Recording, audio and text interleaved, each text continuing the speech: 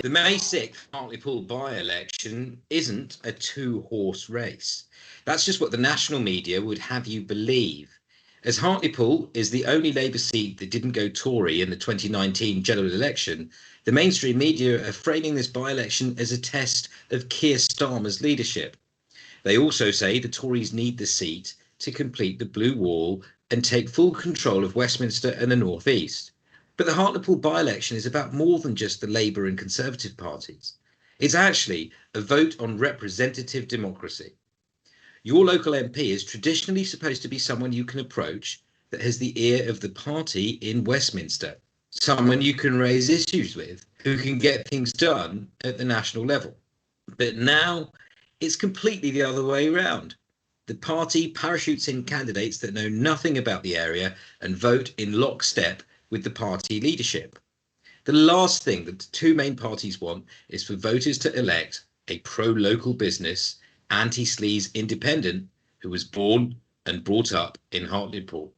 Independent candidate Samantha Lee from Hartlepool runs her own successful PR company. She's worked with or represented many of Hartlepool's businesses, community groups, the council and football club.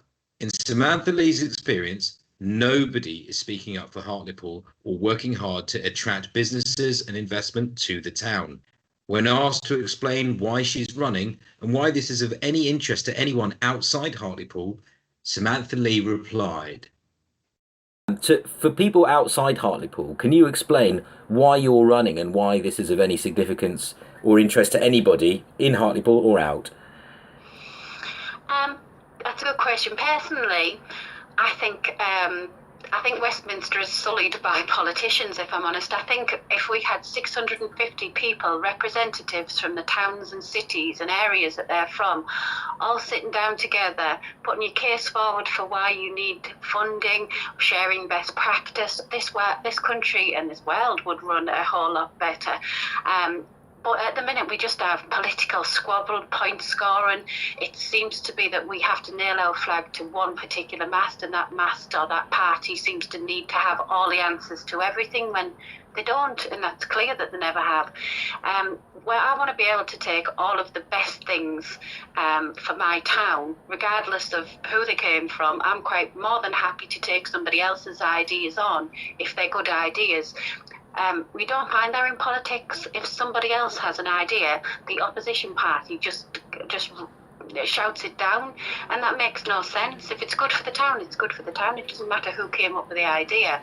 All I want to see is my town, like many others in the country, just getting the best chance and the best opportunity, and not being some kind of political point scoring football that gets kicked about when it's useful and gets used for various political means. We're a good town. We have so much going for us. We just keep being told that we're not. We just keep getting knocked down, and it's not because we're not good. It's because the people shouting for us are not doing it very loudly, or are being quietened by party whips. If we all stand as independents, if everybody across the country stands as independents, gets behind a strong business or community leader, then we're really going to genuinely have what's best for each of our towns. At the moment, when you look at politics, it's an embarrassment when you see them screaming at each other in across the chamber and all like yo ho ho and what have you. It's not the real world. It's nothing that there's 65 million of us and 650 of them making decisions for us, and none of them have lived in the real world as far as I can see. So I just want that to change. And I think now more and more people are just fed up with politics, me included. And so if we just all step forward and stop squabbling and just say, right, this is what my town needs, this is what we will be good for, this is what we specialise in, these are our skill sets, these are our assets, and we all go down and share best practice and make our shout for the money that's needed, then we, like I said, the town and the country would work much more efficiently, faster and better for the people. At the moment, the people who make the decisions are doing it, and certainly not on behalf of people like me. Can you?